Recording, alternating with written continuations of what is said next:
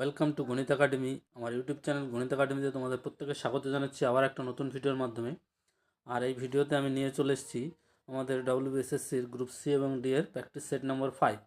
তো এখানে প্রতিদিনের মতোই আমরা 10টা অঙ্ক এবং 10টা রিজনিং এর সলিউশন তোমাদের সামনে প্রোভাইড করবো বা তুলে ধরবো। আশা করি ভিডিওটা তোমাদের খুবই হেল্পফুল হবে আপকামিং পরীক্ষার জন্য। তো আর ভিডিওটা যদি ভালো লাগে অবশ্যই লাইক করে দিও, বন্ধুদের মাঝে শেয়ার করবে, আর চ্যানেল নতুন হতে গেলে অবশ্যই চ্যানেলটিকে সাবস্ক্রাইব করে নিও। তো দেখো আজকে ম্যাথের আমাদের প্রথম কোশ্চেনটা কী আছে, কী নিয়েছি আমরা। বলেছে the ratio of the two number is 3:4, there HCF is 4, what will be the LCM. এখানে আমাদের দুটো সংখ্যা আছে, দুটো সংখ্যার অনুপাত দেওয়া আছে 3:4। তাহলে দেখো এই দুটো সংখ্যার অনুপাত 3:4 দেওয়া আছে। এখন 3 আর 4 এদের মধ্যে কমন, এরা পরস্পর মৌলিক, তাহলে এদের মধ্যে ডিফারেন্স হচ্ছে 1 ইউনিট।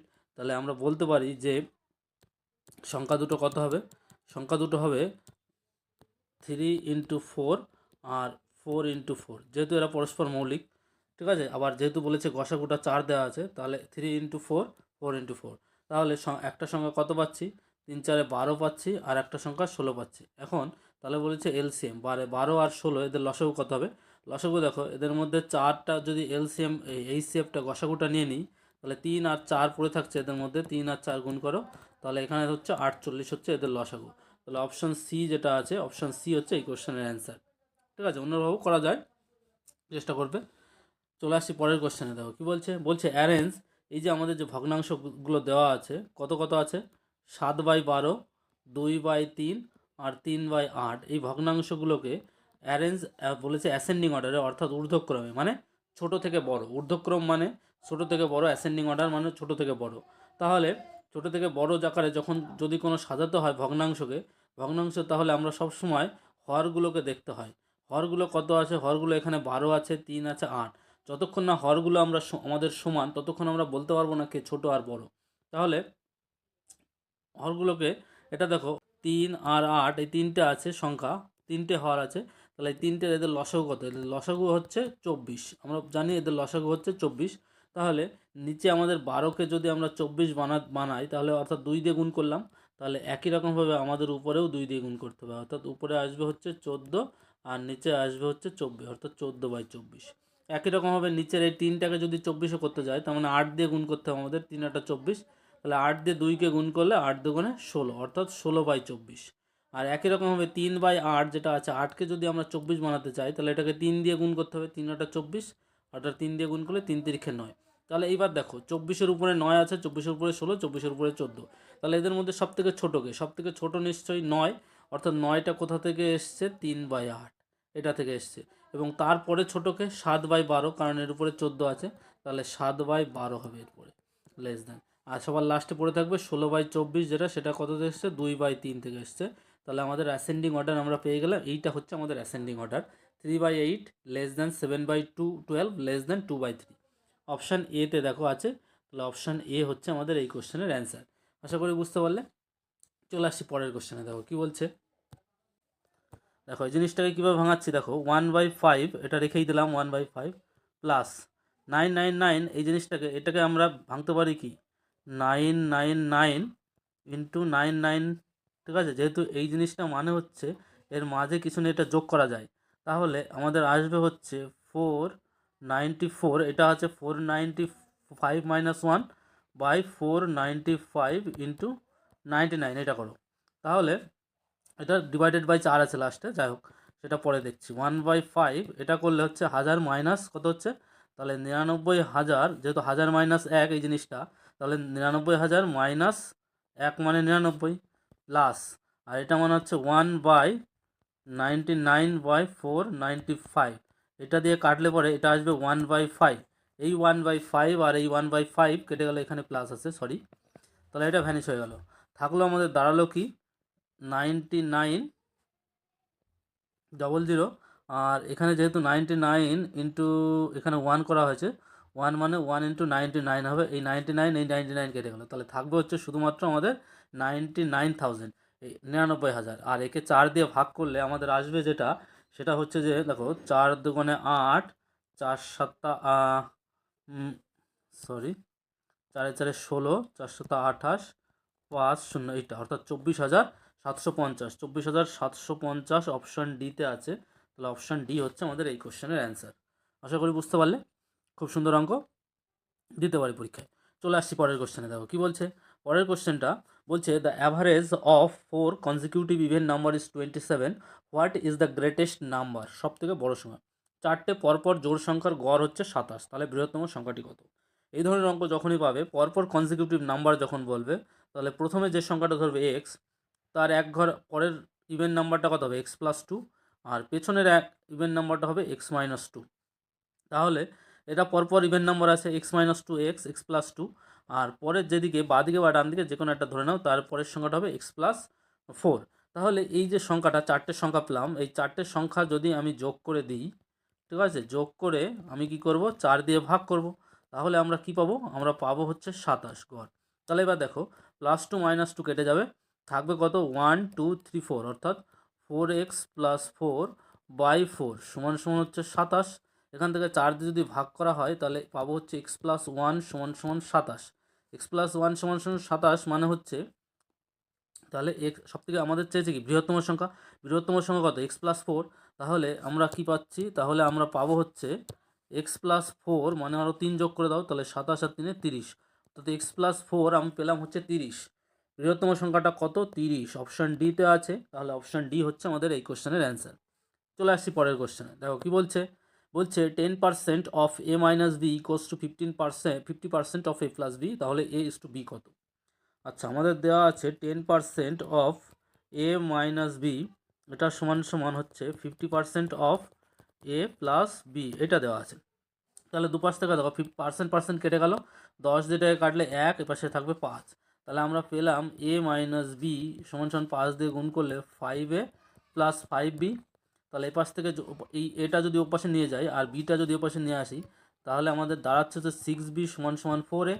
অর্থাৎ এখান থেকে বলতে পারি a/b এর তলায় যদি b নাও, তাহলে সেটা হচ্ছে 6/4 মানে 3/2। তাহলে আমাদের a আর b এর অনুপাত কত দাঁড়াচ্ছে, 3:2। তাহলে a আর b এর অনুপাত হচ্ছে 3:2। কোথায় আছে 3:2, ডিতে আছে। তাহলে অপশান ডি হচ্ছে এই কোশ্চেনের অ্যান্সার। কীভাবে সলিউশনটা তাড়াতাড়ি করছি আমরা, চলে আসছি পরের কোশ্চেনে। দেখো কী বলছে। বলছে A and B invest in the ratio of 3:5 respectively, LY হবে, রেসপেক্টিভলি আফটার 6 মান্থ, 6 মাস পরে সি এন্টার্স দ্য বিজনেস, মানে সি ব্যবসায় প্রবেশ করলো, with the investment of the capital equal to that of B, কত টাকা নিয়ে, যত টাকা বি ইনভেস্ট করেছিল সেই টাকাটা নিয়ে। What will be the ratio of the profit of A B C at the end of the year, মানে তাহলে এ বি সি এর হচ্ছে প্রফিট মানে লাভের অনুপাত কত বছরের শেষে, সেটা আমাদের বের করতে বলেছে। দেখো এখানে দেখো একটা জিনিস দেওয়া আছে, এ আর বি কত টাকা নিয়ে ব্যবসায় নেমেছিল তার অনুপাতটা দেওয়া আছে 3:4। অর্থাৎ আমরা যদি ধরে নিই যে এ 3 একক টাকা নিয়ে ব্যবসায় নেমেছিল, বি 5 একক টাকা নিয়ে নেমেছিল, আর সি কত একক টাকা নিয়ে নেমেছিল, সি বলছে বি যত টাকা নিয়ে নেমেছিল সেই টাকা নিয়েই, 5 টাকা নিয়ে, তাহলে 5 একক টাকা নিয়ে নেমেছিল। এবার দেখো কিন্তু সবাই তো সমান হিসেবে খাটায়নি। এ হচ্ছে 1 বছর খাটিয়েছে, অর্থাৎ 12 মাস খাটিয়েছে। বিও 1 বছর খাটিয়েছে, অর্থাৎ 12 মাস টাকা খাটিয়েছে। কিন্তু সি বলছে 6 মাস পরে বিজনেস এসেছে, তাহলে সির টাকাটা ক মাস কেটেছে, 6 মাস কেটেছে। তাহলে আমরা জানি প্রফিটের বা লাভের অনুপাতটা হচ্ছে যত টাকা ইনভেস্ট করে সেই টাকাটা এবং সময়ের গুণফল হয়। তাহলে দেখো এ বি সি এর লাভের অনুপাত যেটা হবে সেটা হচ্ছে এর 3 টাকা, এ 12 মাস কাটিয়েছে এইটা, ইস টু বির হচ্ছে 5 টাকা, এ 12 মাস কাটিয়েছে এইটা, ইস টু সি এর 5 টাকা, এর 6 মাস কাটিয়েছে এইটা। তাহলে 6 দিয়ে সবগুলো কাটো, 6 অক্ষে 6, 6 দুগুণে 12, 6 দুগুণে 12। তাহলে এখানে কত আসছে, 3 দুগুণে 6, 5 দুগুণে 10, আর এখানে আসে 5 অক্ষে 5। তাহলে এ বি সি এর লাভের অনুপাত কত হচ্ছে, 6:10:5। অপশান এতে আছে। তাহলে অপশান এ হচ্ছে আমাদের এই কোশ্চেনের অ্যান্সার। চলে আসছি পরের কোশ্চেনে। দেখো কী বলছে। বলছে a man completes 30 kilometre of journey at 6 kilometre per hour and the remaining 40 kilometre of the journey in 5 hours, find the average speed of the whole journey. 30 kilometre একটা যাত্রাপথ যাচ্ছে 6 কিলোমিটার পার ঘন্টা গতিবেগে, আর বাকি 40 কিলোমিটার গেছে 5 ঘন্টায়। তাহলে বলছে যাত্রার গড় গতিবেগ নির্ণয় করো। তাহলে দেখো প্রথম ক্ষেত্রে কত কিলোমিটার গেছে, প্রথম ক্ষেত্রে আমাদের গেছে ডিস্ট্যান্স হচ্ছে 30 কিলোমিটার, আর পরে গেছে কত কিলোমিটার, হচ্ছে 40 কিলোমিটার। তাহলে মোট ডিস্ট্যান্স আমাদের 30 আর 40 সেটা হচ্ছে 70 কিলোমিটার। কিন্তু সময় কি সবসময় সমান লেগেছে? না। টাইমটা দেখো, প্রথম ক্ষেত্রে টাইমটা কত লেগেছিলো, সময় কত লেগেছিলো? বলছে 6 কিলোমিটার পার গতি ঘন্টা বেগে যাচ্ছে, অর্থাৎ 1 কিলোমিটার যেতে সময় লাগছে, এই 6 কিলোমিটার যেতে সময় লাগছে 1 ঘন্টা, গেছে আমাদের 30 কিলোমিটার, তাহলে 30 কিলোমিটার যেতে সময় লাগবে হচ্ছে 5 ঘন্টা, অর্থাৎ 5 ঘন্টা সময় লেগেছে। আর দ্বিতীয় ক্ষেত্রে সময় লেগেছে আমাদের কত, বলেই দিয়েছে 5 ঘন্টা অতিক্রম করছে, তাহলে দ্বিতীয় ক্ষেত্রে সময়টা হচ্ছে 5। তাহলে দেখো অ্যাভারেজ স্পিড সেটা আমরা বের করতেই, মানে গড় গতিবেগ সেটা হচ্ছে কি, মোট যে আমাদের ডিস্ট্যান্স যায় সেই ডিস্ট্যান্সকে মোট সময় দিয়ে আমাদের ভাগ করতে হয়। তাহলে এখানে মোট ডিস্ট্যান্স হচ্ছে 70, আর সময়টা কত, এখানেও 5 এখানেও 5, 5 আর 5 মিলে 10 ঘন্টা, তাহলে 10 ঘন্টা 70/10 মানে 7 কিলোমিটার পার আওয়ার, অর্থাৎ আমাদের যে গড় গতিবেগ বা অ্যাভারেজ স্পিড যেটা আছে সেটা হচ্ছে 7 কিলোমিটার। অপশান বি হচ্ছে এই কোশ্চেনের অ্যান্সার। বুঝতে পারলে? ভিডিওটা ভালো লাগলে অবশ্যই লাইক করে দিও, বন্ধুদের মাঝে শেয়ার করো, আর চ্যানেল নতুন হয়ে থাকলে অবশ্যই চ্যানেলটিকে সাবস্ক্রাইব করে নিও। চলে আসছি পরের কোশ্চেনে। দেখো কী বলছে, বলছে a train travelling at a speed of 30 metre per second, মানে 30 মিটার পার সেকেন্ড এই গতিবেগে যাচ্ছে ট্রেনটা, crosses a 60 metre long platform, 600 metre long, 600 metre লম্বা একটা প্ল্যাটফর্মকে অতিক্রম করছে কত সময়, 30 সেকেন্ডে। What is the length of the train? তাহলে আমরা কি জানি, আমরা জানি ট্রেন যখন কোনো প্ল্যাটফর্মকে অতিক্রম করে বা কোনো ব্রিজকে অতিক্রম করে, তাহলে তখন কি হয়, ট্রেনটা কত দৈর্ঘ্য অতিক্রম করে, ট্রেনটার নিজের দৈর্ঘ্য প্লাস ওই প্ল্যাটফর্ম বলো বা ব্রিজ বলো, টোটালটার দূরত্ব, অর্থাৎ ট্রেনের দৈর্ঘ্যের সঙ্গে প্ল্যাটফর্ম বা ব্রিজের দৈর্ঘ্য যোগ করতে হয়, যোগ করে যে দূরত্বটা হয় সেটা অতিক্রম করে। তাহলে এক্ষেত্রে দেখো, ট্রেনের দৈর্ঘ্যটা যদি আমি এল ধরে নিই, আর এখানে কত, প্ল্যাটফর্মটার দৈর্ঘ্য কত, 600 মিটার, তাহলে 600 মিটার, তাহলে এই এত দূরত্ব অতিক্রম করতে হবে ট্রেনটিকে, এবং সেই দূরত্ব অতিক্রম করতে সময় লেগেছে কত, 30 সেকেন্ড। তাহলে ওর গতিবেগ হচ্ছে এত মিটার পার সেকেন্ড, এই গতিবেগে গেছে, কিন্তু আমাদের বলে দিয়েছে গতিবেগটা কত, 30 মিটার পার সেকেন্ড, তাহলে এটা সমান সমান 30, তাহলে দুপাশ থেকে কাটাকাটি করো, তাহলে এল প্লাস 60, এল প্লাস, দেখো তাহলে এল প্লাস 600 এটা সমান সমান কত, 30 × 30 মানে হচ্ছে 900, তাহলে এল সমান সমান কত পেলাম, 900 মাইনাস হচ্ছে 600 সমান সমান হচ্ছে কত হবে, 300, তাহলে ট্রেনের দৈর্ঘ্য কত, 300 মিটার। অপশান ডিতে আছে 300 মিটার, তাহলে অপশান ডি হচ্ছে এই কোশ্চেনের অ্যান্সার। আশা করি এই ধরনের অঙ্ক দিলে পরে তোমরা পারবে কীভাবে করতে হয়। এই পাশে গতিবেগ বের করো, এই পাশে গতিবেগ শুনতে হবে। কী বলছে, বলছে এ tradesman marks his goods at 20% above the cost price but allows purchasers a discount of 5%. What profit percent does he makes? বলল কি, একজন ব্যবসায়ী ক্রয় মূল্যের চেয়ে 20% বেশি দামে তার পণ্য চিহ্নিত করে রাখেন, অর্থাৎ মানে যা দাম তার থেকে 20%, শতকরা 20 টাকা বেশি দাম লিখে রাখে। এবার বলছে কিন্তু যখন ক্রেতারা যখন আসছে তখন তাদেরকে 5% ছাড় দিচ্ছে, তাহলে বলছে তিনি শতকরা কত লাভ করছেন। তাহলে একটা জিনিস ধরো, এটা সিপি আছে, একটা নির্দিষ্ট দাম আছে, এবার বলছে যে মার্কেট প্রাইসটা কত হবে, মার্কেট প্রাইসটা হবে যে দামটা লিখে রেখেছে সেটা হবে এই সিপি তার 120%, মানে 120% অ্যাবভ, তাহলে 120% মানে সিপি বাই 100 এত টাকা, ঠিক আছে।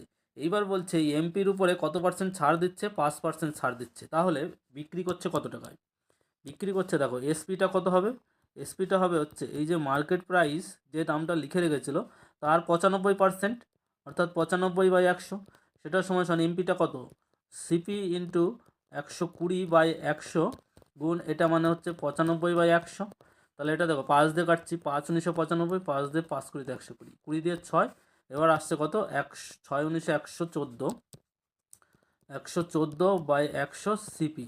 তাহলে দেখো এসপি হচ্ছে কত, শতকরা লাভ, দেখো SP minus CP by CP, এত এটা করলে দাঁড়াচ্ছে কত, 14/100 সিপি, তাহলে মানে হচ্ছে 14/100 ইন্টু 100% সমান সমান হচ্ছে 14%, তাহলে কোথায় আছে, তাহলে আলটিমেটলি তার কত লাভ হলো, 14% শতকরা লাভ করেছে। অপশান এ হবে এই কোশ্চেনের অ্যান্সার। কীভাবে করলাম, এই ধরনের অঙ্ক প্র্যাকটিস করবে। চলে আসছি পরের কোশ্চেনে। দেখো কী বলছে, বলছে এ সাম becomes twofold in 4 years at a certain rate of interest. Find the time in which the sum amount will be ninefold at the same rate of interest. বলছে কোনো একটা নির্দিষ্ট টাকা কোনো একটা সুদের হারে 4 বছরে ডবল হয়ে যাচ্ছে, ওই একই সুদের হারে একই পরিমাণ টাকা কত সময়ে 9 গুণ হবে।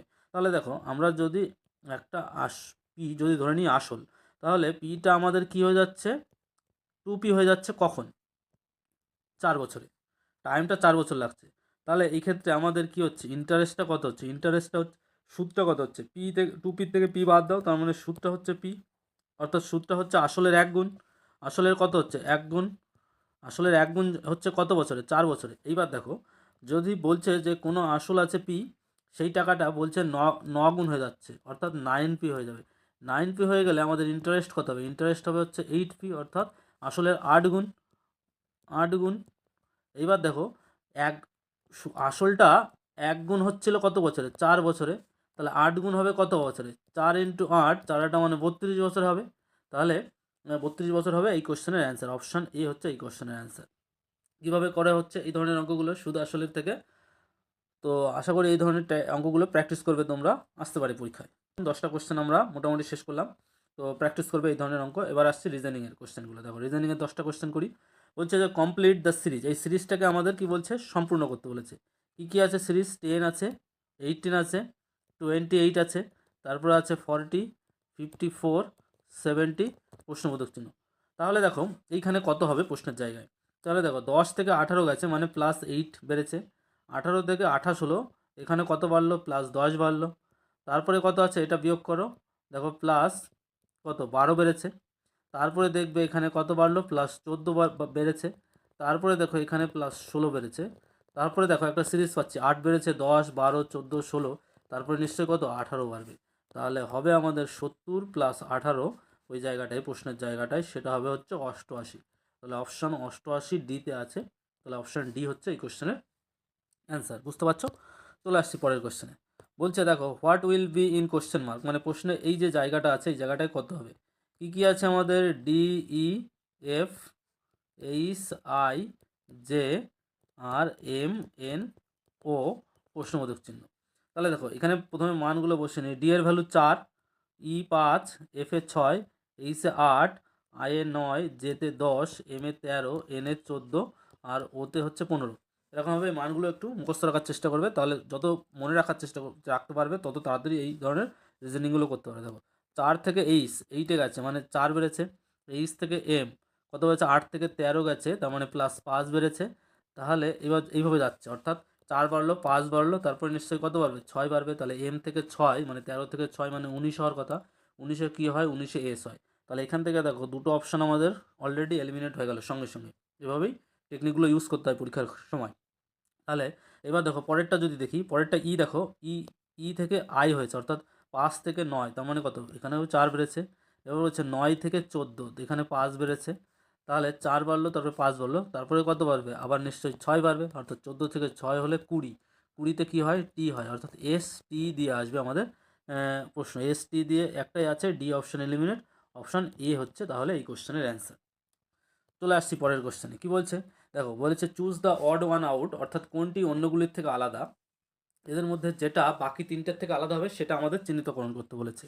একটা আছে গোট আছে মানে ছাগল, কাও মানে গরু, পাপ্পি মানে কুকুরের বাচ্চা বা কুকুর ছানা, আর বাফেলো মানে মোষ। তাহলে এখান থেকে দেখো একটা জিনিস যদি লক্ষ্য করো, এখানে একমাত্র পাপ্পি যেটা আছে সিতে, সিটা হচ্ছে একমাত্র কুকুরের বাচ্চাকেই বোঝাচ্ছে, বাকিগুলো কিন্তু কোনোটা বাচ্চাকে বোঝাচ্ছে না, অর্থাৎ শুধুমাত্র কুকুর ছানাকেই বোঝায়। তাহলে সিটাই হচ্ছে আমাদের আলাদা, সি হচ্ছে এই কোশ্চেনের অ্যান্সার। চলে আসছি পরের কোশ্চেনে। দেখো কী বলছে, A B C are sisters, D is the brother of E and E is the daughter of B, how is A related to D. বললো কি এ বি সি হচ্ছে বোন, এরা তিনজন হচ্ছে বোন। ডি হলো ই এর ভাই এবং ই হলো বি এর মেয়ে, তাহলে এর সাথে ডি এর কী সম্পর্ক। তাহলে দেখো এটাকে যদি আমরা চকের সাহায্যে বোঝাই, যে এ, বি আর সি এই তিনজন হচ্ছে, এরা কি হচ্ছে, বোন। এবং হচ্ছে D is the brother of E, ডিটা হচ্ছে কি, ই এর ভাই, ই আছে, ই এর ভাই ডি, এবং আর ই হচ্ছে বি এর মেয়ে, তাহলে ইটা হচ্ছে কি, বি এর মেয়ে। তাহলে এইবার দেখো এইবার কি হচ্ছে, বলছে এ এর সাথে ডির সম্পর্ক কি, যেহেতু এরা বোন তাহলে এর সাথে ডি এর সম্পর্ক কি। তাহলে দেখো বি এর মেয়ে হচ্ছে ই, তার ভাই, তার মানে কি বি এর ছেলে হচ্ছে ডি, আর বি এর বোন হচ্ছে এ। তাহলে এর সঙ্গে ডি এর কী সম্পর্ক, মাসি এবং বাকি সম্পর্ক, যেটা হবে আন্ট হবে। তাহলে অপশান ডি একমাত্র সঠিক অ্যান্সার। ঠিক আছে, বুঝতে পারলে?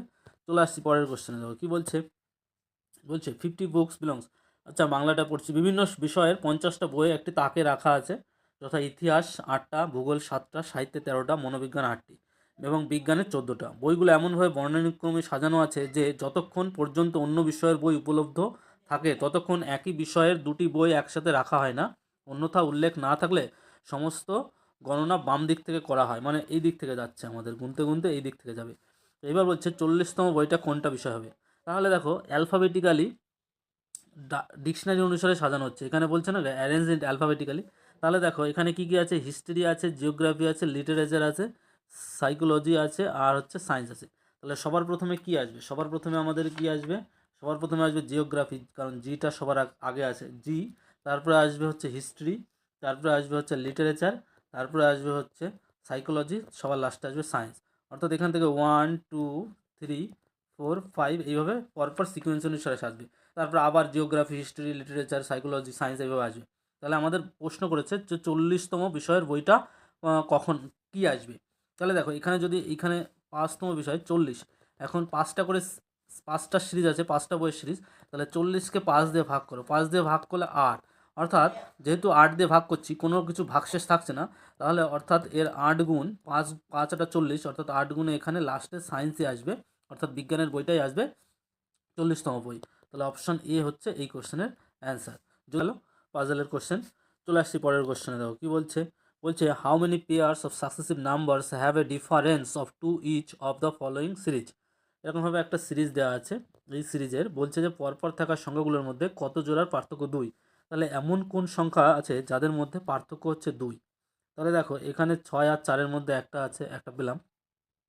তারপরে দেখো 4 আর 1-এ 3, 1 আর 2 1, 2 হবে না, 6 7 4 7। এই দেখো 4 আর 2-এর মধ্যে 2 পার্থক্য, তাহলে এখানে একটা পেলাম। তারপরে 1 5 হবে না, 5 3 আর 5-এর মধ্যে এইখানে একটা পাচ্ছি, এখানে একটা পাচ্ছি।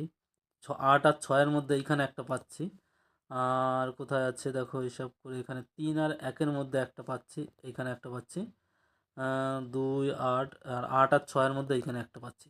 তাহলে মোট কতগুলো পেলাম, 1 2 3 4 5 6, টোটাল আমরা 6টা পাচ্ছি নাম্বার। আর কিছু পাচ্ছি না, তাহলে অপশান সি হচ্ছে আমাদের এই কোশ্চেনের অ্যান্সার। বুঝতে পারলে? চলে আসছি পরের কোশ্চেনে। দেখো কী বলছে, বলছে arrange the following in logical order, মানে হচ্ছে যৌক্তিক ক্রম অনুসারে আমাদের সাজাতে বলেছে। কী কী আছে, বার্থ আছে, ডেথ আছে, ফিউনারাল আছে, ম্যারেজ আছে, এডুকেশন আছে। তাহলে সবার প্রথমে কি, সবার প্রথমে নিশ্চয়ই কী হবে, কী হবে, বার্থ হবে। তাহলে 1 হবে সবার প্রথমে। তাহলে 1 যদি হয় সবার প্রথমে সি আর ডি এলিমিনেট। তাহলে বার্থের পরে কী হবে, জন্মের পরে কী হবে, এবার কী হবে, এডুকেশন হবে নিশ্চয়ই। তাহলে হচ্ছে 1-এর পরে 5 আসবে। তাহলে 1 আর 5 দিয়ে দেখো একটা অপশানই আছে, বি অপশান। তাহলে অপশান বি হচ্ছে এই কোশ্চেনের আনসার। অর্থাৎ চলে আসছি পরের কোশ্চেনে। কী বলছে দেখো, একটা কোশ্চেন নেওয়া আছে, বলছে এখানে 84 14 12 এই একই রকম প্যাটার্নে 81 18 9 এটা দেওয়া আছে। তাহলে 88 এই জায়গাটায় কত হবে, প্রশ্নবোধক জায়গায় কত হবে সেটা আমাদের বের করতে বলেছে।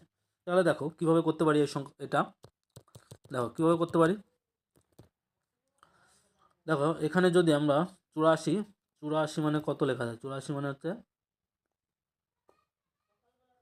8 7 12 84, 7 মানে হচ্ছে 14 হচ্ছে ডবল, আর এখানে 9 9 81 ডবল।